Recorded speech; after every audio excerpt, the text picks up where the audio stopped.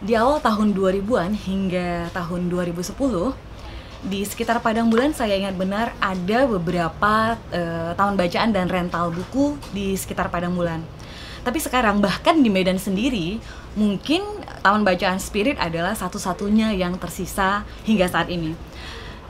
Seperti rerumputan yang ditiup angin, Taman Spirit tetap bertahan dan berdiri. Saat ini saya sedang bersama dengan Bang Simon Simajuntak. Kita akan berbincang-bincang tentang sepak terjangnya, tentang bagaimana beliau mengelola Taman Bacaan Spirit. Halo Bang. Halo. Selamat siang Bang. Siang yang selamat. Oke.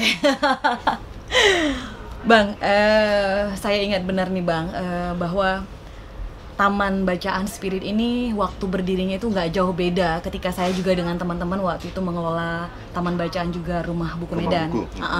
Tapi Rumah Buku itu sekarang udah selesai gitu ya Bang. Dan Taman Bacaan Spirit tetap berdiri gitu. Boleh cerita sedikit dulu Bang soal bagaimana awalnya Taman Bacaan Spirit berdiri dan sampai sekarang tetap ada gitu. Awalnya Taman Bacaan Spirit itu sebenarnya karena aku suka baca. Jadi kemana-mana kan selalu bawa buku. Pada saat kumpul-kumpul sama kawan-kawan juga bawa buku. Jadi kawan-kawan yang ngomong, udah kau buka aja, jangan jadi peminjam, biar kau yang minjam kan gitu. Aku terpikir begitu, dan dengan bantuan kawan-kawan akhirnya Taman Bacaan berdiri gitu. Itu di sekitar tahun berapa gitu Bang? Tahun 2006.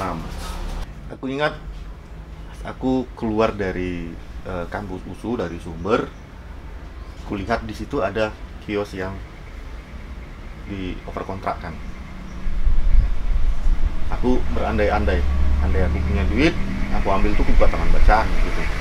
Tapi pada saat itu aku nggak punya duit sama sekali, bahkan untuk beli makan nggak ada. Jadi sore harinya nongkrong di kedai kopi, tempat biasa kami kumpul sama kawan-kawan.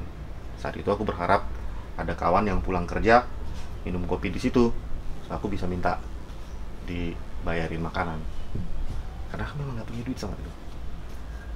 Jadi jangankan pikir untuk buka Taman Bacaan, tapi iseng-iseng untuk untuk ada bahan cerita aja, aku ngomong sama mereka, di Sumber ada kios yang udah berkontrakan, kalau aku punya duit aku ambil tuh, buka Taman Bacaan. Ternyata respon mereka serius. Langsung komennya, aku nggak punya duit, tapi programnya dari aku aja, kata yang satu orang bilang, aku udah 2 juta nih, kalau kamu pakailah. Jadi dari beberapa orang terkumpullah sedikit dana, cukup untuk biaya kontrak. Dimulai dengan berapa koleksi waktu itu Bang? Saat itu jumlah koleksi buku kita dari total semua jenis komik, novel, dan majalah nggak nyampe 1000 buku. Nggak nyampe 1000 buku dengan ruangan yang cukup luas. Jadi saat itu kalau kita masuk, kita akan lihat betapa gersangnya tempat itu. Nggak ada buku sama sekali. Karena tempatnya sangat luas dengan jumlah buku yang masih terbatas. Dari perjalanan awal berdiri sekitar tahun 2006 sampai sekarang di 2020, berapa kali sih Spirit pernah pindah lokasi misalnya gitu? Ini tempat kita yang keempat. Tapi tempat kita yang ketiga sebenarnya persis di depan gedung ini. Tempat yang pertama itu di Sumber, tempat yang kedua hanya sekitar 50 meter dari sini. Oke Bang, apa yang membuat motivasi apa sih yang membuat Abang terus ini harus dipertahankan gitu? Jadi aku ingat rasa senangku ketika aku menyentuh buku, apalagi pada saat aku membacanya. Jadi itu rasanya wah, nikmat sekali. Aku pengen orang-orang lain juga bisa merasakan perasaan yang sama. Bau-bau buku itu ya Bang ya? Bau buku, ceritanya, ketika kita masuk ke dalam cerita itu, kita merasa ada di dunia mereka. Jadi seperti kita tamasya gitu kan. Aku ingin sebanyak mungkin orang bisa merasakan apa yang kurasakan itu, dan itu rasanya sangat nikmat. Perkembangan tren bacaan orang-orang dari Spirit awal berdiri sampai sekarang, abang tentu mengamati ya sebagai pembaca, juga sebagai pengelola taman bacaan. Abang pasti perhatiin nih, selera orang tuh berubah, perkembangannya ada gitu ya. Setiap zaman itu berbeda-beda. Nah, di tahun-tahun tersebut apa saja nih yang jadi tren buku bacaan bang? Yang boomingnya apa, yang lagi hits apa gitu bang? Bisa abang paparkan sedikit? Ada berbeda peminat komik sama peminat novel gitu kan. Kita berangkat dari, aku kan suka baca ya, aku berangkat dari bacaanku dulu ya. Jadi tema mungkin tidak begitu banyak ya, tema dasar itu mungkin tidak begitu banyak. Untuk remaja itu tema action, silat gitu, dari dulu memang menjadi pasar yang ini, jadi minat yang paling tinggi. Kemudian roman. Nah, sebelum invasi komik-komik Jepang, dulu banyak penulis ini, komikus-komikus Indonesia yang punya karya, dan itu dulu sangat diminati. Taman bacaan dulu sangat menjamur, dan mereka jualan mereka ya buku-buku itu. Kekalahan komik-komik Indonesia sampai akhirnya mereka tertekan, sampai kemudian hilang, itu adalah gratis. Kita tahu seperti Doraemon dan komik-komik populer lainnya seperti Kung Fu Boy, Detektif Conan, Samurai X menyusul. Kemudian ya, oke. Detektif Conan sampai sekarang masih bertahan, masih bertahan dan masih belum selesai. Nah, kalau kita perhatikan, ada perubahan dari komik-komik itu pun ada mulai perubahan di grafis. Jadi gambarnya semakin lama semakin cantik, semakin bagus. Tema-tema action sudah mulai lebih berani menggambarkan adegan-adegan kekerasan. Lebih vulgar berarti ya bang? Lebih. Jadi tema-tema yang berdarah, kalau dulu paling dia hanya diceritakan. Kalau sekarang sudah mulai digambarkan dengan grafis. Dan pembaca sepertinya memang kalau hanya membaca saja, pembaca komik hanya sekedar membaca penggambaran saja, mereka kurang puas. Mereka pengen melihat. Mereka butuh visualisasi ya bang ya? Iya. Oke. Iya. Jadi tidak cukup dengan membayangkan saja, mengimajinasikan gitu ya, tapi mereka ingin dibantu juga dengan visual untuk membantu mereka mengimajinasikan cerita tersebut ya. Kalau dulu mungkin dengan visual yang tidak sevulgar itu, tapi ada jalan cerita, ya imajinasi yang bermain di situ gitu. Imajinasi dari membaca tuh kira-kira gimana kalau menurut abang? Enggak juga sebenarnya, tidak persis. Mungkin seperti itu bisa juga, tapi gini, ketika kita sudah mulai memberikan, dari dulu mereka senang dengan itu. Dari dulu mereka senang dengan itu. Tetapi karena yang diberikan tidak sampai ke situ, ya mereka hanya menikmati itu. Gitu. Nah, ketika penulis atau sensor atau apa yang semakin lunak dan gambar-gambar seperti itu diketengahkan, keinginan-keinginan mereka itu naik gitu, muncul.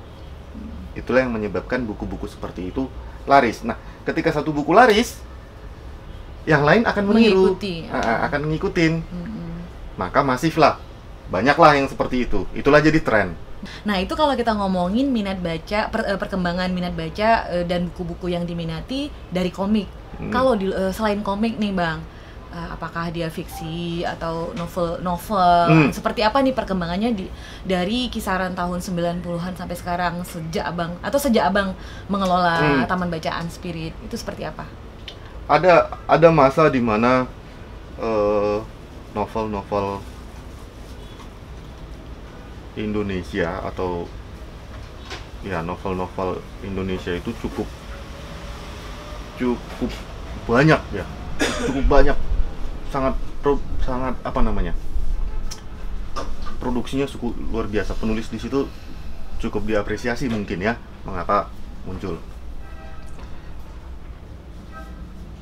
Khususnya untuk bacaan-bacaan remaja, kita kenal dengan yang namanya teen lit.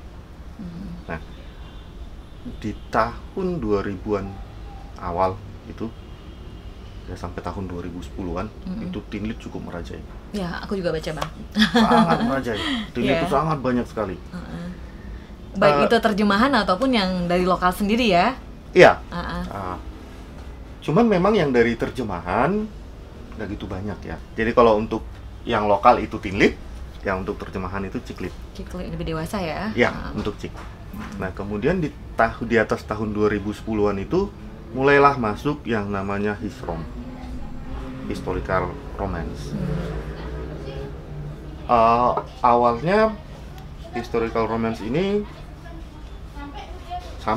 sama-sama dengan Harlequin tuh jalan sama-sama diminati.